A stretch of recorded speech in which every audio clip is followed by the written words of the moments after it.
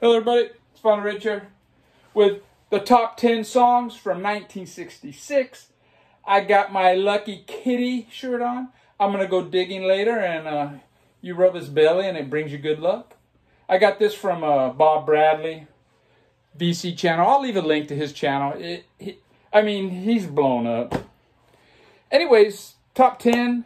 It's been about a little over 4 weeks since I did 65. I had this list down pretty much except for the 10th spot. I had 3 records going around and around and around. And I just couldn't make up my mind. So I thought, you know what, I'm going to give it a fresh start and pick listen to some other ones from 66 that I hadn't included. And one of those, it didn't make the 10th spot, but it's up higher than the 10th spot.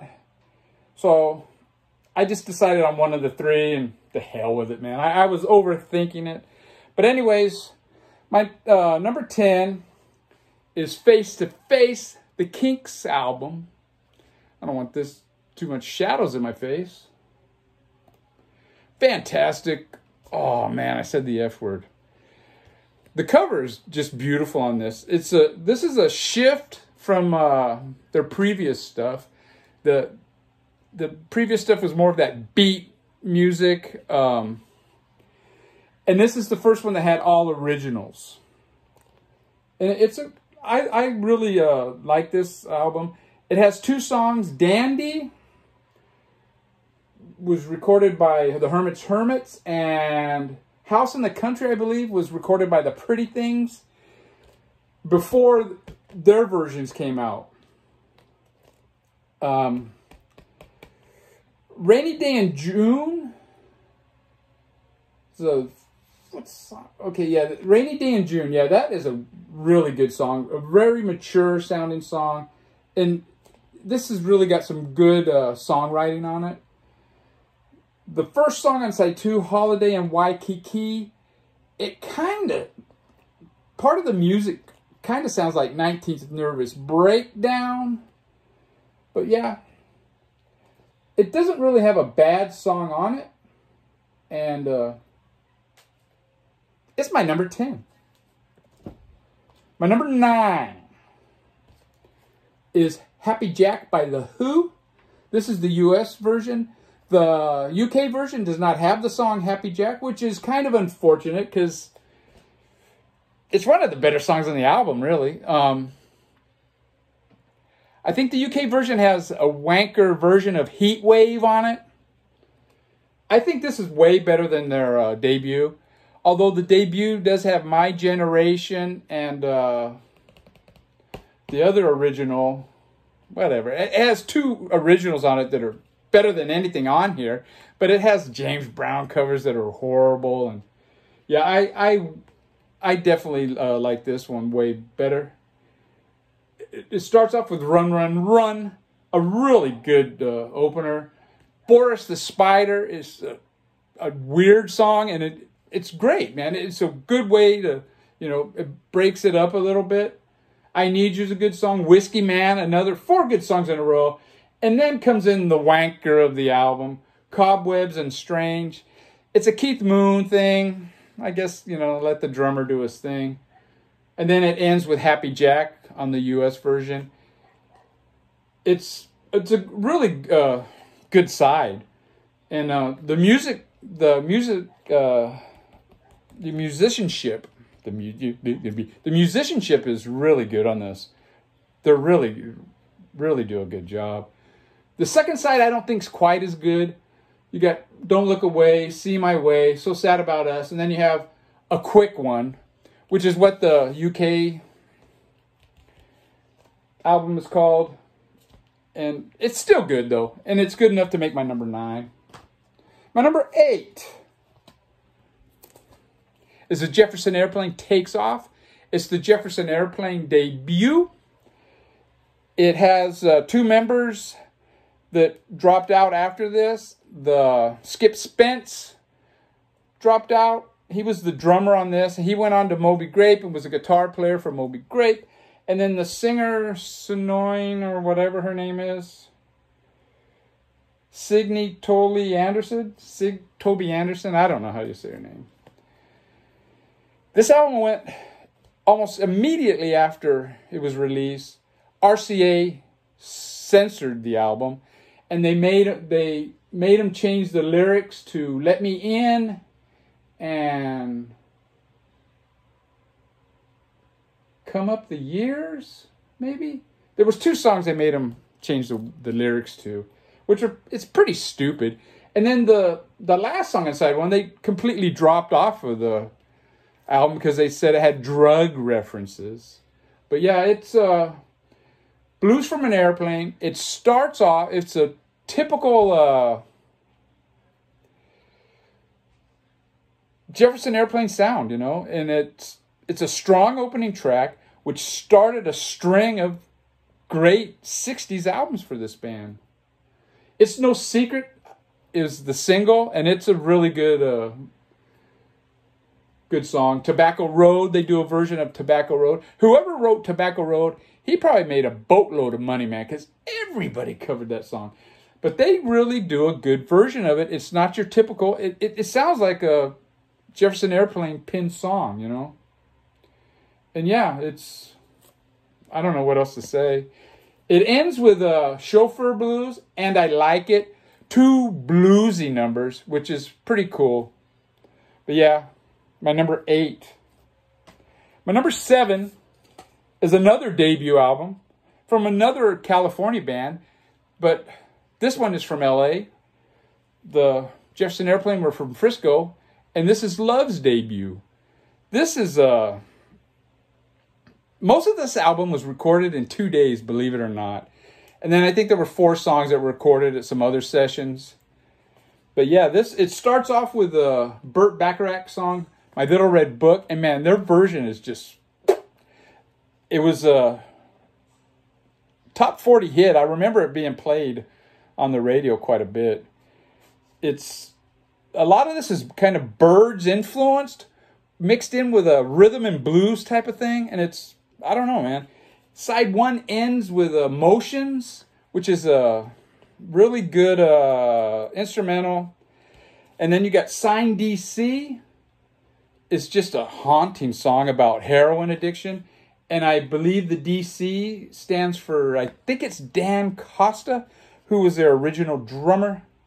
But yeah, it's a haunting song. And also, A Message to Pretty is another song it's a pretty moving song. But yeah, overall, it's a great debut.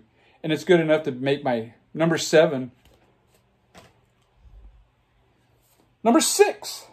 Now, this is the album. It wasn't even in my top 10. And I thought, you know what? I'm going to revisit some other records. And it's the Simon & Garfunkel Sounds of Silence.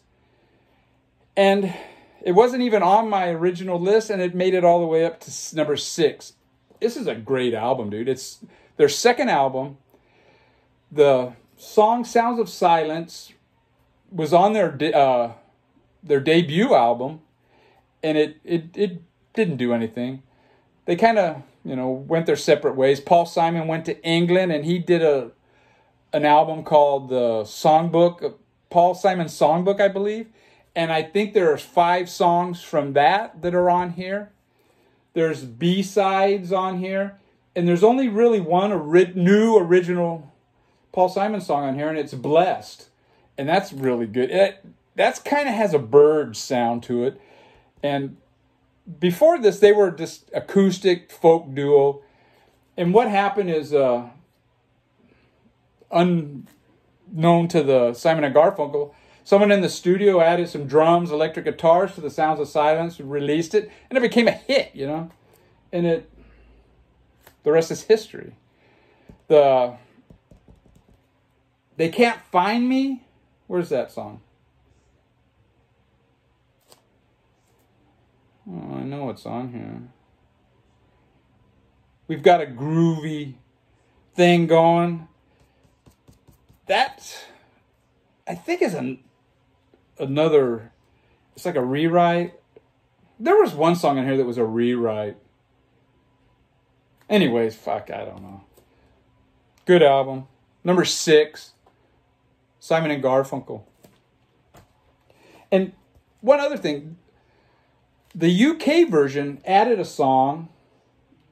I believe it's the first song on side 2, and it's Homeward Bound. And I wish the US version had that, because it might have moved up further along.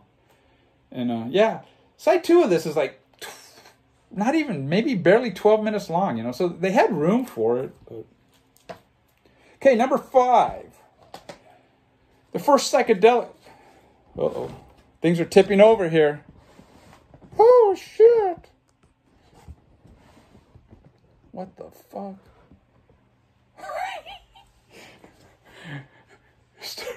It became like the Leaning Tower of Pisa here. First psychedelic song, album on the list. And it's the 13th Floor Elevators. The reverb and echo and psych sounds of this are just out of the world, man. It was totally new.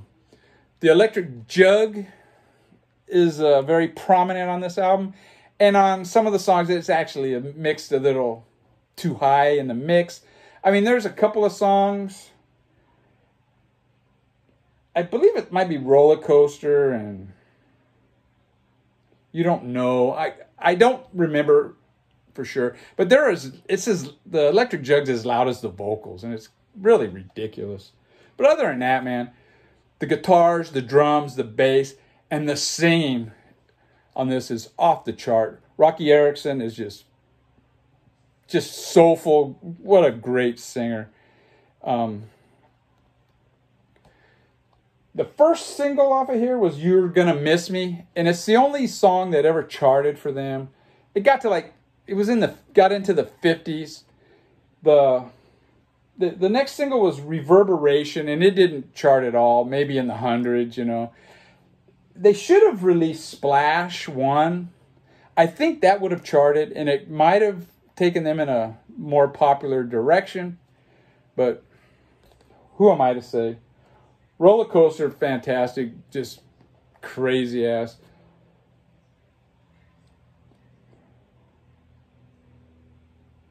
Don't Fall Down, the last song on side 1. I was looking for it.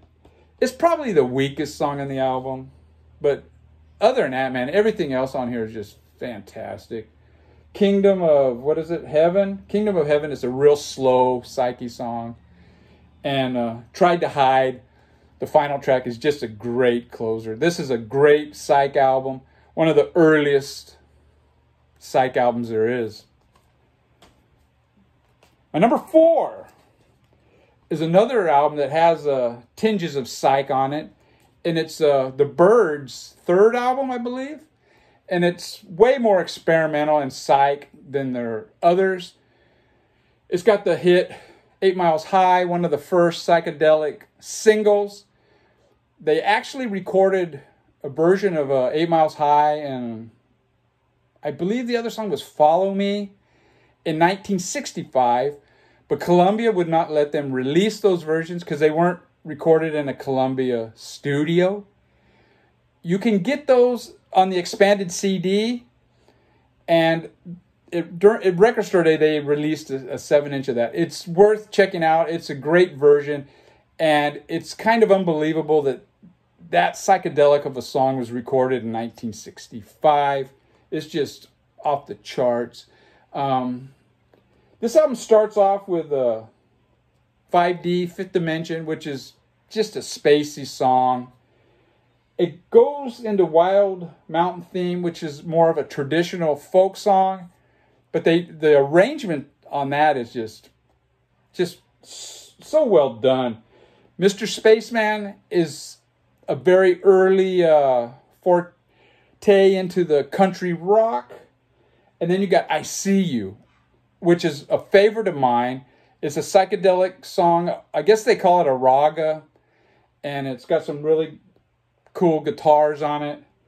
And then you got the David Crosby spaced out song, What's Happening.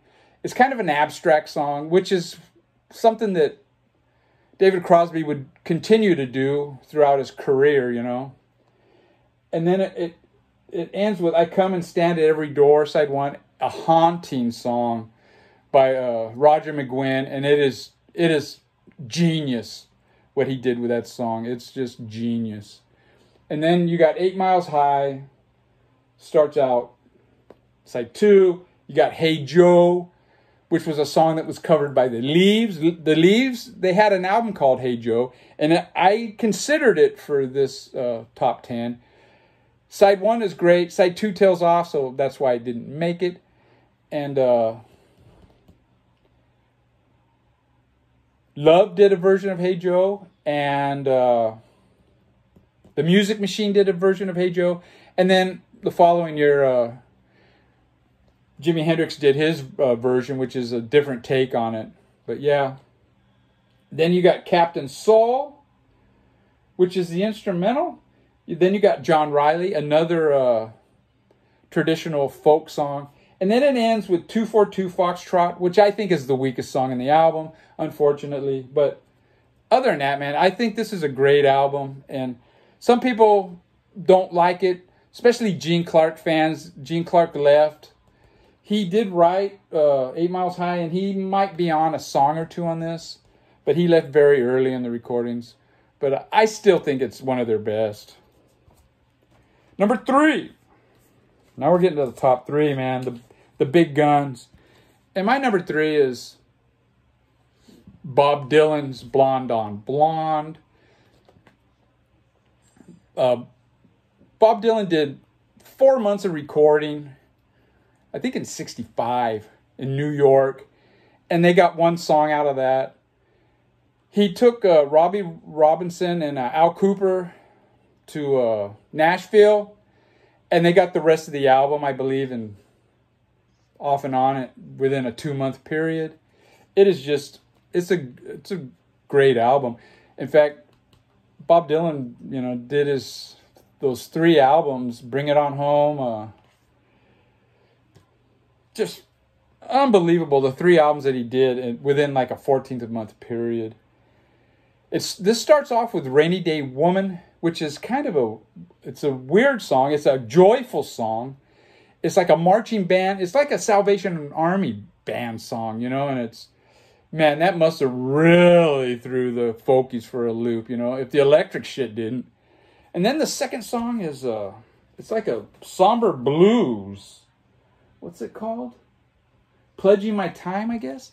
And then you got Visions of Joanna, just a beautiful classic song. And then I Want You, the hit.